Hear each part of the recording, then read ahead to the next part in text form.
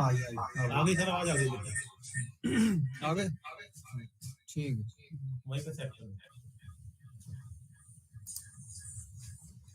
चलो कहाँ से आ गई ट्रबल शूट पे इस पे गया ना मैं तो अभी आवाज आ गई अब क्यों आ गई पता नहीं मुझे बट ये आ गई तो मुझे लगता है शायद ये अपडेट के बाद ओके हो जाए नेक्स्ट टाइम चलो अब वो दूसरा वाला स्लाइड और कर दे ठीक है 11 बजे के बाद देख लेना इसे 11 हाँ स्लाइड को कर लेते हैं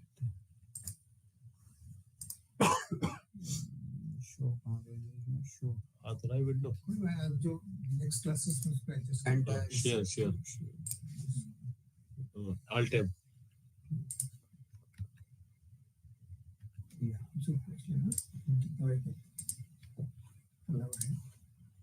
सर एक मिनट टाइम होगा जितना डिले कुछ टेस्टिंग करनी है और क्या करते हैं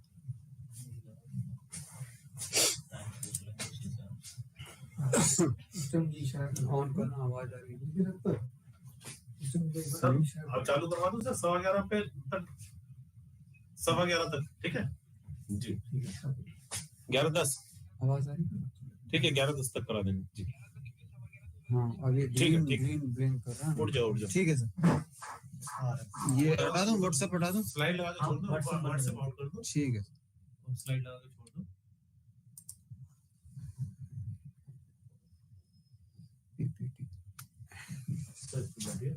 हाथ उठाइए चालू कर दीजिए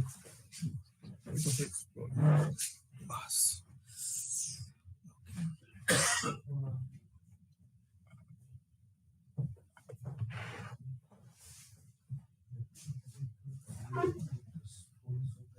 प्रोग्राम के बाद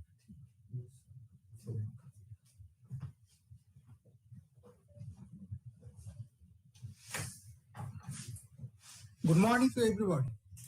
So again today MMPC011, that is social process and behavioral issues.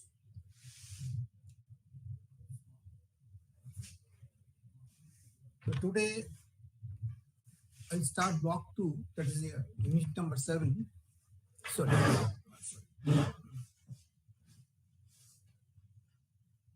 Motivation. Now unit number 7 is a motivation.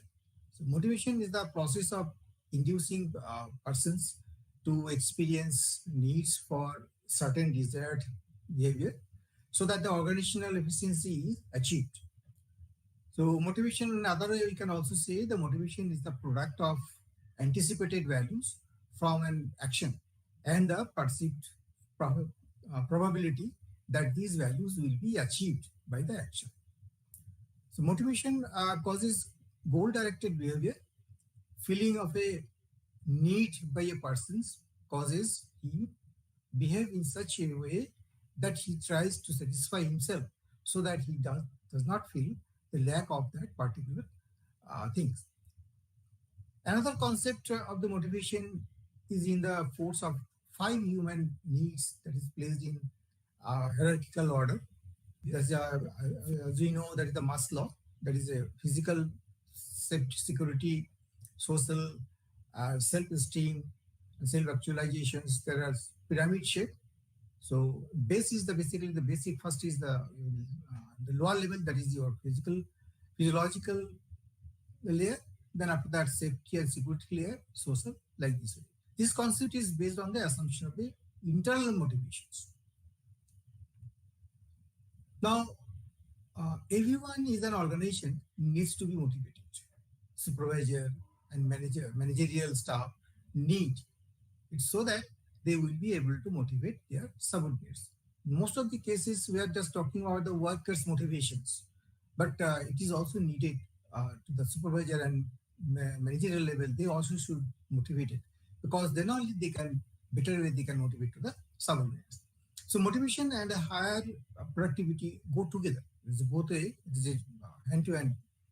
Managers' primary function to see the persons under them work most efficiently. As they are in closer touch with their workers, they can understand their problems and better, and also know their needs. So, if necessary, they can take the advice of the personal or industrial psychologist of any other consultant. Some of the multinational companies, they have appointed some psychologists also, so that they can interact with the personals, the employees, and they can give the feedback to the management.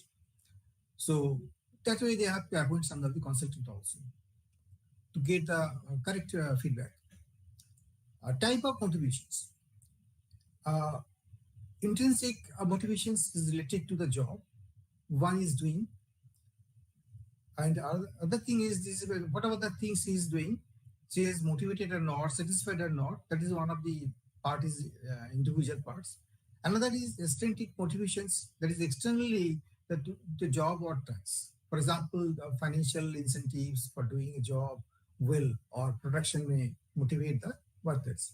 Some of the bonus or declaration of the annual incentives, performance related performance link incentives. So all are basically part of your extrinsic type of motivations.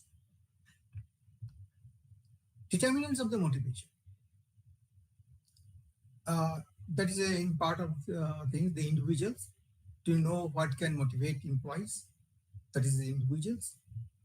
Organizational components are organizational structure, technological system, physical facilities, which constitute internal environment of an organization's effective motivations. So here actually we are talking about the determinant. What are the determinants of it? Then external or exogenous variables. The worker's life outside the factory is also an important factor, affecting his motivation or willingness to work inside the factory workers. For example, if the workers is working and the other, what the way is his willingness to work, it will be more towards the worker or not. Because that part is very important. Because people, workers should be happy outside the factory also. Some sort of your cultural programs or the picnic. So all these are given a boost up. It will create a additional boost up for the your workers' willingness to work more. Characteristics of the motivations. Individual differs in their motivations. Motivation is highly situational. Motivation change. Motivation is expressed differently, and motivation is complex. So this is the characteristics of the motivations. Now, specific actions to motivate others. Here actually we are talking about particularly how to motivate the others and what type of action you have to take it. So managerial action in general can take 4 forms. There are 4 forms in general. Provide more of the values reward to the persons. This is true because you have to give a value to the persons. It's a part of your motivations. Change the values of the persons towards the rewards which are available. Improve the person's perceptions of the behavioral reward linkages. So you have to improve the person's perceptions. So, okay, you can do more work if you hard work or perfectly you are doing this, quality work is there, then definitely you will be get a reward also. So that type of reward system should be there based on the performance. And awareness is also required. It's like to they can try to improve it. So improve the reality of the behavior reward linkages. So this is all your action to be taken for the motivated others. Workers. Now motivation of workers. How to motivate the workers, that is a aspect we are talking about here. The top managers of a company must possess a high need for power. That is concerned for influencing the people. A manager concerned with developing friendly relationships, that is also very important. And third is your managers must delegate authority through influences or through persuasions. A good manager should reward the workers for their good performance because if you are not recognized, if you are not announcing, or you're not provoked to good things in positive way, yes, you have done very good things. So that type of reward is there, maybe in the certification or some cash award also. Some of the companies are they are giving some cash award also. So now they have to give it. Suppose this year this persons are now best executive award. Throughout this performance, they have to declare, company will declare, yes, he is the best executive for particular this year. So this is also reward, some sort of, maybe in the certification case, in maybe yours, in terms of money, in terms of get, or the way you have to give it something. Effective managers is their efforts to influence his subordinates to get work done, express their strong power needs in the democratic, people-oriented ways. So this is the way you have to motivate the workers. Then motivates and the managerial behavior. The top managers of company must possess a high concern of influencing people, and the discipline is also discipline and control, so that they're directed towards the benefit of the institutions as a whole, and not toward the manager's personal benefit. Always to see the institutional benefits. Moreover, the top manager's need for power to be greater than his or her need for being linked by the people. So these are all our behavioral aspect. Now I have to go for block 3. There are block 3, there are unit number 8 is group dynamics and the team building. So here actually we have to discuss about the interaction, then the concept of the nature of group, different stages of the group development, determinants of the group product, teams, effective team building, and the problem aspect in teamwork, and different type of attitudes. So there are various definitions of the group that can be stated as follows. According to Farham 2005, that a group is made up of the persons more than 2, which is who communicates regularly, share goals, and they interact with each other over time. So building up the effective bonds means through this, you can communicate through this meeting, or nowadays you can take the help of the technological things, Zoom meetings, or the way you have to interact, you have to communicate the things. That is so that you can have a build up, some of the bonding you have to build up, and some general meetings or technical meetings. But the way the groups are of extreme importance in an organizational setup, mainly because the larger goals of the organizations. Because without group, you cannot achieve the desired goal. That is important. Stages of group development. There are so many stages are there for the group development. Any group, whether formal or informal, will go through stages of group development. There are 5 stages. That is for the model of the group Trackman. He has discussed about these things. The 5 stages that have stayed by his model are as follows. One is the forming. Initial stage, basically we can say it is the initial stages when you are forming a group development. So this is the initial, or we can say the formal forming stage. Task-oriented behavior focus on the members' efforts to define and some agreement among the members to be done. You have to decide, okay, this is the role play, this is your work, this is the task, this is the activities you have to do, that responsibility you have to distribute it, and take an agreement also. Means the acceptance of the to do this work. So that is the forming stages. Then after that, the storming. Things get serious in the storming stage normally. Because this stage, you have to deal the characteristics, or a lot of conflict will come out. That the members may indulge in, and there are power struggles between them, and then some sections get established. So This is the area where you have to be very careful about these things and behavioral patterns, and some control is very much required when the storming. It is the essential step because then only you can get a feedback. Now, norming. This is another step, but stages of the development. That is, during this stage, there is increased clarity in the roles of the responsibility of the group members. And task-oriented behaviors in the norming stage evolve into sharing of informations, a sense of shared responsibility.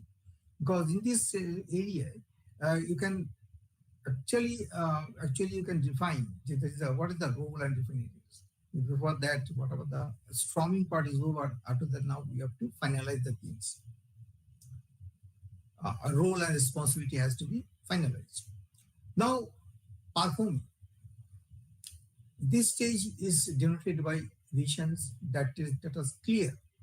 So there is also clarity and regard to the purpose of the group and how to effectively and efficiently the group is able to perform its tasks. That is the performing part. Then adjournments. This is the last stage, last 25th, and the last stage where the work has done. The people or group are already developed. Now the task is accomplished, and thus the group can now adjourn and move on to the other tasks. So this is the final stages, completion of the work, we can say it. Now, determinants of the group productivity. There's a group size. The determinant first things you have to group size. The group size denotes the number of groups, how many groups will be there. That is size you have to sequence and how much group combinations. There's a group composition is also to be seen. This is the next aspect of the can have the impact of the group productivity. Because composition should be a good one, for example, one manager should be there, then one assistant, one your subordinate. So there you have to make some compositions where the administration, technical, finance. So you have to make a group with a as per your requirement. Group norms. This is yet another aspect that can have an impact on the group productivity.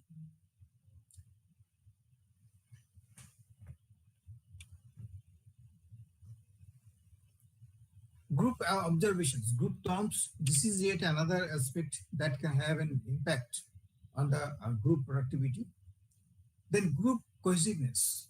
This is yet another aspect that is significant in the context of group productivity, because cohesiveness is very much required.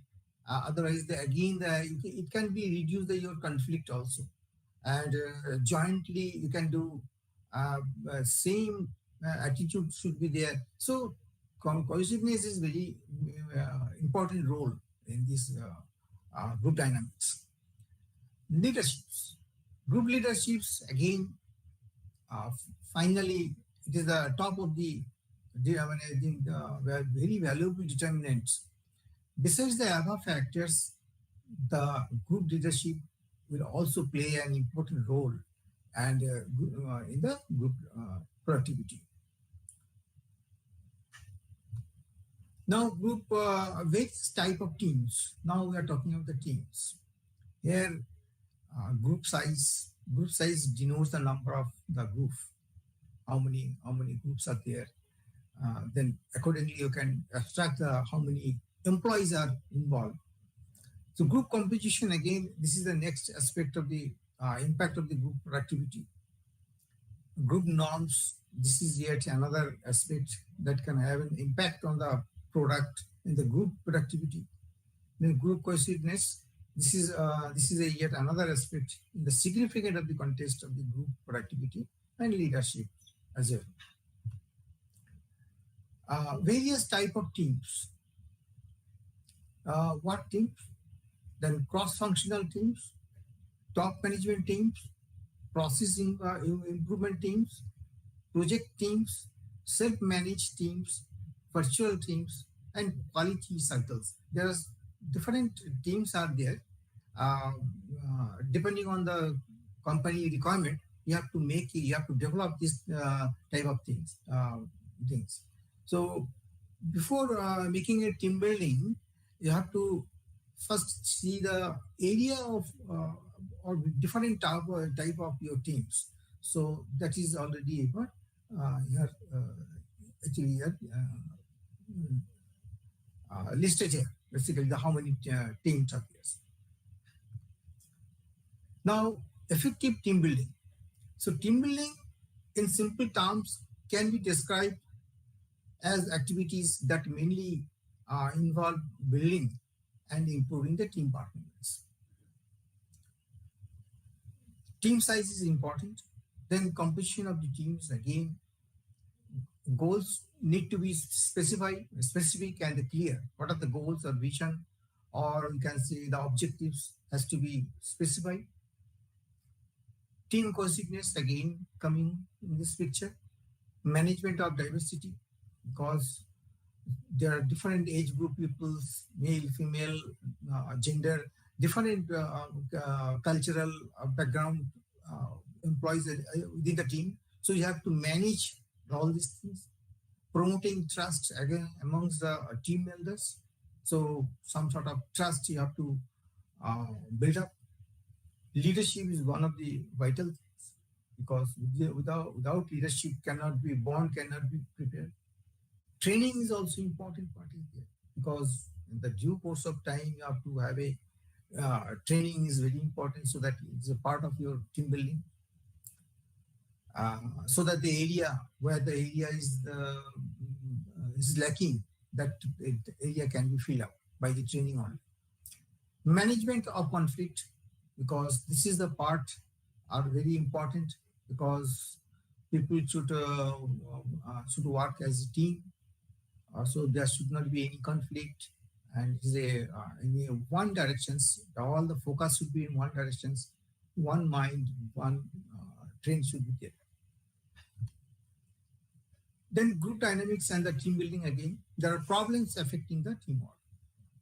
Now, so far we are talking about the group development, then team, whatever things there, characteristics. Now we have to take in what are the problems affecting the team. That's the part of you should know, or you can say the factors. What are the factors of this? So team building in simple terms can be described as activities that mainly involve the building and improving the team performance. Changes in the team compositions, interpersonal relationship with the team members. Communication is another aspect. Social, you have to socially have to togetherness. Effective, ineffective conditions is all are as a part of your affecting part. Role ambiguity. If the people are conflict with the role is not specified correctly, or some sort of ambiguities are there, then it is also affect your team building. Lack of trust between the members, because there is no trust in each others. So domination by one or more members. So dominating, that type of nature to be avoided. Lack of the motivation, moral. So disagreement among the team members. So all are the affecting the teamwork. Means this is the area to be looked after. This is the area to be exercised. I mean, to improve the things so that the things should not be happening. That is the idea. Now, conflict and the negotiation strategies we have to see. Now, here the introduction, the definition, defining the conflict. Then we have to discuss about the conflict management. Then what are the preventions and type of bargaining strategies, stimulation factors, ethics and negotiations. So there are finally the Ghanaian approach to the conflict resolutions, avoiding common mistakes in the negotiations. So this is the topics now we have to go for discuss. So conflict is a natural disagreement among the individuals or groups that differ in the attitudes, beliefs, values of needs, So it has both positive and negative sides because in the conflict, sometimes it is required. So we can say another way, it is the conflict is it is by nature, by naturally, it is by default, conflict will be there in the any organizations, and there's some things are positive and negative side also. So conflicts can also arise due to competition, differences in values, attitudes, experiences, goals. So this is the sources of, you can say, the sources of the conflict. So various views about the conflict. Some traditional views are there, some behavioral issues views, some intertronics views are also there. Various level of conflict and their types. Conflict within the individual, within an individual, conflict between the individuals, conflict between an individual and a group, and sometimes the conflict between the groups within the organizations, and conflict between the organizations. So this is the way we can different level of conflict and types of this. Now, sources of the conflict. As one of the conflict, that is the competitions or limited sources, diversity of goals, that is one of the source of conflict. That's interdependency. So three types of interdependency can cause intergroup conflict: the pooled, sequential, and the reciprocal. So pooled interdependency, basically, if one independent group performs poorly, all other groups may suffer financially. Because if we do the wrong thing, a particular one sections, so that section will get a effect to the others also. So that is a pooled interdependency. Means, the example is there's a T&D losses, there's a transmission and distribution losses are high, and metering billing is faulty. Suppose your meter is faulty, billing is not correctly billed. Suppose you have consumed or you have expenses more, you have consumed more energy, but because of the fault meters, because of the fault energy meters, it is billing is very less. So who will suffer it? That is basically the company will suffer. Overall revenue will be low. So it is adversely affected. Means here actually I try to emphasize the things. Means one of the group, those who are the maintenance teams, there's a maintenance group. If they are not check the meters everywhere, they change the meters regulation, or what are the problems, troubleshootings, then it will affect to the others also, other group also. Means financially it will be losses. So here are some of the examples. A good performance is, if it is poor by particular one sections, then it will affect the others also. Sequence of conflict. Sequential interdependence occurs when one group's performance depends on another group. That is, that time it will be your sequential interdependence. Now, reciprocal interdependence occurs when two or more groups are mutually interdependent in the accomplishing their tasks. That is a reciprocal type. Differences in values and perceptions. That is one of the sources of your conflict. So a lot of conflict is generated within the organizations because various groups within the organizations hold conflicting values and perceive situation in a narrow and individualistic manner. So management and labor conflict is a well-known example. Basically, all the time some conflict will be there because of these values. Some of the your perceivedness, the situation, different things are coming in the picture. Organizational ambiguities. So conflict may emerge when two organizational units compete over a new responsibilities. So this is one of the, that time it will be some ambiguities will come up. Sources of conflict, another part. There's the introduction of changes. If you want to change, the change can breed a intergroup conflict. Acquisitions and mergers, for example, the encourage intergroup conflict, competitions and stress. These are all your sources of the conflict, because the stress. Those who are, suppose for example, those who are old employees, they are traditionally they work it. But when the new technology has come, because the technology has come, so now they have to update it. That time some fear or some of the reluctance or some resistance will come. So this time some of the conflict will start. Stress will come. Nature of communication. One of the major fallacies abounding about the conflict is that poor communication is the cause of all conflicts. That is because you are not completing your communications. You are saying something, it is not understandable by the employees. He is doing his own. So sometimes the lack of communication is there. That is because of that sometimes the conflict will start it. Because he may take in other way also. You are saying very politely something, but wording is also important. Language barrier is also there.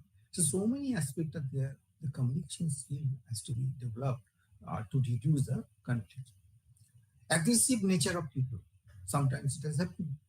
So because of that, the conflict will start. Another factor that has immense potential for generating the conflict within an organization is personality characteristics that account for individual differences. So this is the one of the area source of conflict. And as a result of intergroup conflict, some changes that may occur within the groups involves so the group cohesiveness increases. This is the effect of sometimes the effect of the conflict. Now it has the area are involved. There's a group in cohesiveness increases. The group becomes more closely knit. So it is a plus side, it is a positive side. You mean to say that as a result of intergroup conflict, now the changes has happened. The group becomes task-oriented. Leadership becomes more directive. Organizational structure becomes more rigid. And group unity is stressed, because when the because the stress actually, other I can interpret the other way. Stress sometimes required in the organizations. Not too much that sometimes the people can work more or better. The quality work can come in the stress environment. When he is stressed, he is giving a good work. But even though it is debatable, but it has happened. So sometimes the stress conditions are welcome. I mean, in the sense of basically in the top level manager, they can take the quick decisions. No, really, because the situation is like this, he has to take actions immediately. So this is that's why the group demands the increasing loyalty and conformity from the members. So then it will be a good atmosphere. Effects of the conflict. Prolonged group conflicts cause the following changes in the relationship between the groups. If it is conflict is prolonged, long time it is happening, then what will be the things? That is, the groups become antagonistic towards each other, because they will not some sort of interference, always will be interference. Enemy will create the enemies, then goal-oriented behavior. So it is some sort of interference will start. Perceptions are distorted. What are the perceptions are there? People are already learned, or the idea, what about the ideology, or whatever the things are there, it will be distorted. Communication cases, it exists. What are the communication? Totally, it will be gone. There will be no, people cannot hear to hear, nobody can bother to other things. So the respect to each other also to be less. So when is conflict, member and group of a interactions with the members of the others, if they are forced to interact, they tend to show hostility and the aggressions towards the others. So you cannot force also. Groups always apply a double standard because if it is a prolonged, so everybody will in survival mode to say the wrong thing sometimes, even they are in denial mode. So it will be a different situation. So remaining in a very vacuum will start. So the group will not be performed in a neat way. Effects of the conflict are the from the above two lists, which I already have discussed. You can see that between the conflict. So some of it is come out, some of the lists are come out. The conflict clarifies real issues. So any conflict is there, will be clarified what are the issues. Conflict increases the innovations. You can start thinking of new things. And intergroup conflict solidifies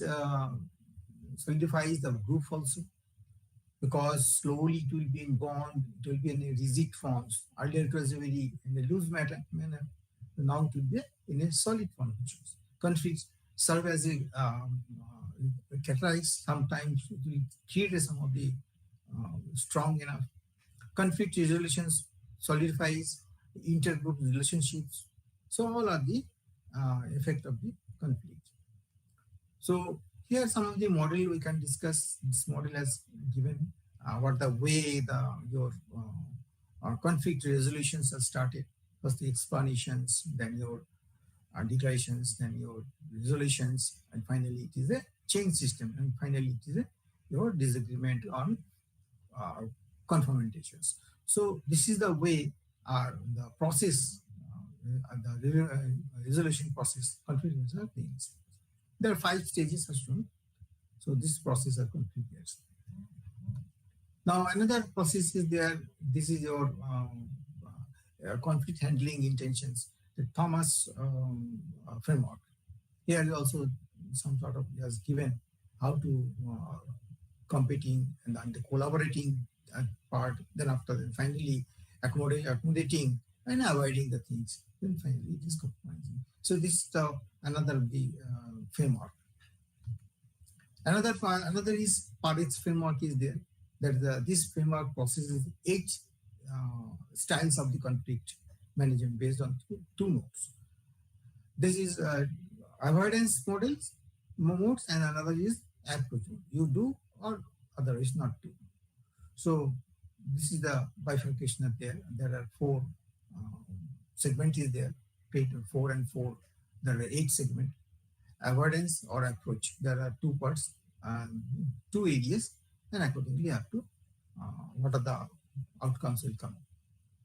That is open areas.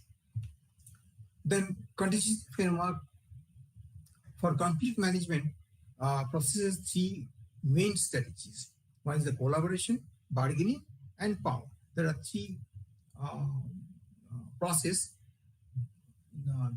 Through this process you can see the contingency frameworks. So simulating productive conflict.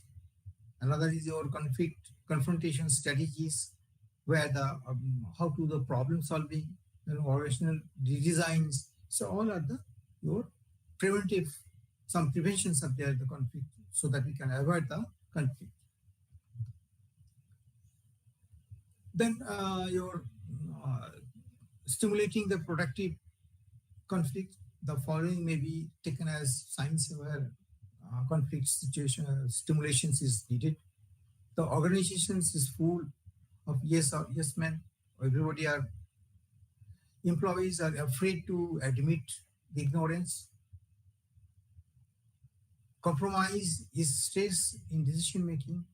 Managers put too much emphasis on the harmony and peace. So here actually we are talking about basically the your strategy of what to do, that to simulation the productive conflict. So this is the area discussed. I have highlighted some of the points. There are so many points up there. So people show great resistance to change this area. Confrontation strategies. So there's a problem solving. There's a problem solving is an attempt to find a solution that reconciles or the integrates the needs of the both parties. So both the parties are here together and see the outcome. For the satisfactory solutions, they have to work out for the satisfactory solutions. So organizational redesign. Sometimes the redesigning of the structure, restructuring of the organizations can be an effective so that the intergroup conflict resolution strategies, so that you can change somewhere, you can transfer somebody, you can put a new CEO or some reshuffle the employees. So this is the way you can reduce the conflict also. So redesigning is also important. Negotiations. The process of reaching at a mutual agreement by the two or more parties called the negotiations. So all negotiations share the same following common elements. The parties involved in the way of independent. The parties are in the conflict over goal and processes. The parties involved are motivated and they're capable of influencing one another. The parties believe they can reach an agreement. So this is a negotiation process derived. The process of reaching at a mutual agreement by two or more parties is called the negotiations. So we can say it that way. Now, the Lax DA and Sevenius, in his research paper, the manager as negotiator developed it, thought that basically the four elements came out pictures at four different stages of the negotiation process presented in the next slides. We have to present the next slide. There are four elements. Which are the elements? That is the different stages: phase 1, phase 2, phase 3, and phase 4. That's only the style of the negotiation process as shown here. Investigations, then after that the preparations, then bargaining, and finally the agreement. There are stages are going on how to proceed the process. So all the stages has to be covered, then only you can have a concrete idea of the, you can avoid the problems. This is some strategic problems. Now, the types of bargaining strategies. Here actually you see some distributive bargaining and are shown here. The stacking of the bargaining zone, you have to identify the particular zone. The picture is showing like this way. There are two parties, party A and party B. Somewhere you have to come near the particular zone, that is a bargaining zone, where you agree some of the, suppose for example, party A, there are 10 agenda, and party B, there is also 7 agenda, and there are some agendas not exactly matching. Now we have to map out, by mapping the things, where the things are same, almost same. It can be manageable, it can be agreeable. So this is the way I have to see. Some of for particular one or two agenda, it may not be accurate, or it may not be some further discussion is required. So first you have to identify this process, which are your settlement range. Then finally you have to further join meeting, and you can do this the final settlement. So this is one of the process like this. Gender difference in the negotiations, sometimes there is a constructing study of gender differences is the negotiation part. Then culture and negotiations is another of the emerging globalization purposes because of the cross-culture negotiation exchange. So this is also area our bargaining strategies are there. Then your third-party negotiations, because sometimes it has happened within the organizations or the team may not be able, HR department cannot be done all these things. So that case you have to hire some mediator is required. The persons will can do the job. You can hire the third party that way. Mediator, this is the third persons not associated with the concerned parties. Neutral, you neutrally have to do it. Arbitrary is also same thing in the third case, but in the case of arbitrator, uh, this success rate is more because he has to give us some decisions, some conclusions you have to give, solutions basically from the arbitrator. But in the case of mediator, it may or may not be. Dispute may be there, but in the case of arbitrator, you have to get a correct results.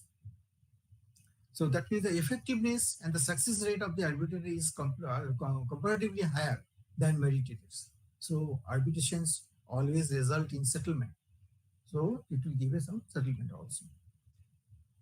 Some approaches, Gandhian approaches also there. There are some to how to conflict the relations after the intrications.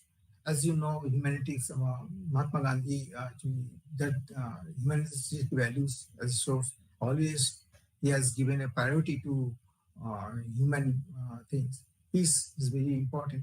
So the conflict can be negotiable that way. The major adoption by the Gandhi, his writing presented 3 levels of norms that were derived from the Indian traditional wisdoms. The first level of the norms related to the goal and conflict. Second levels, you have to see the conflict, what is the struggle related to your conflict struggle and the process. And third is the final level, you have to see the related to conflict solutions. So there are 3 areas traditional wisdom are shown. And avoiding common mistakes in the negotiations. So avoiding the common mistakes in the negotiation, what are the things? That is letting your ego get in the way. So ego is one of the part. So putting more values with yourselves and thinking about oneself can prove to be disadvantageous. So that part is the ego. Basically, the ego are one of the more avoiding part. It should be avoided. Having unrealistic expectations. So sometimes the union or in the management, unrealistic, suppose bonus they are discussing, that is not unrealistic. This company cannot be given that much of money as a bonus. So sometimes it is created, that has to be reduced. Should not be unrealistic. So means realistic expectation should be getting overly emotional. Sometimes emotional is very hampering the things. The conflict can stop in this way also. So negotiators who display anger during the negotiation, so online, then it will be able to create problems. So this is the area has to be same. Now, letting past negative outcomes affect your present ones. So sometimes from the past also, we can learn from a lot of things. So you can straightway, you cannot letting the past negative outcomes. So it will affect, because sometimes you see in the present scenario, you have to analyze the past things also. Then only you can have a good idea. It should not be repeat again. So research shows that the negotiations had previously experienced ineffective negotiations were more likely to have failed negotiations in the futures. So this is one of the things to be avoided. Now I think we can now block 2, unit number 7 we have completed, the motivation parts. Now block 3, unit number 8 and 9 we have completed. Now is left out block is unit number 10, job stays, and balance block 4 is there. So subsequent the videos and the classes we can discuss that 2 classes is sufficient to cover up the things. So now I think I can see the down in this way, block 1, block 2, block 3 have completed. Now the last block is left out. So thank you very much patiently to listening my lecture. Now we have discussed it. Thank you. Thank you. Namaste. Thank you very much.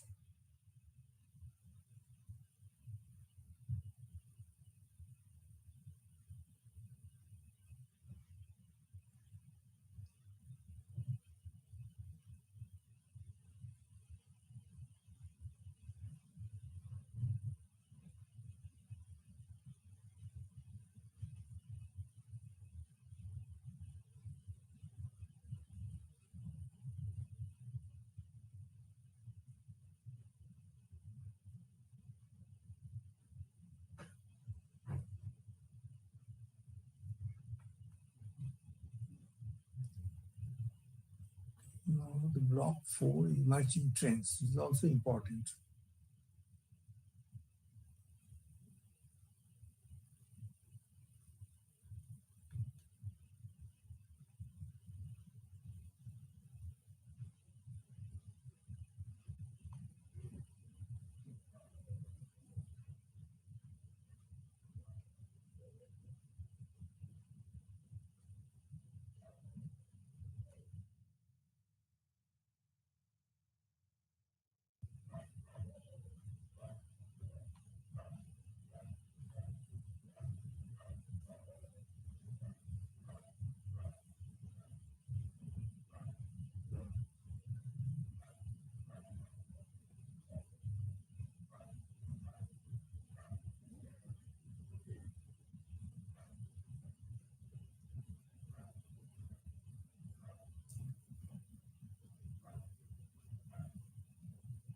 Apart from these videos, I think learners can go through the study materials, review study materials.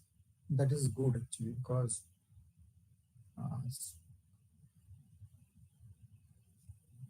review study material are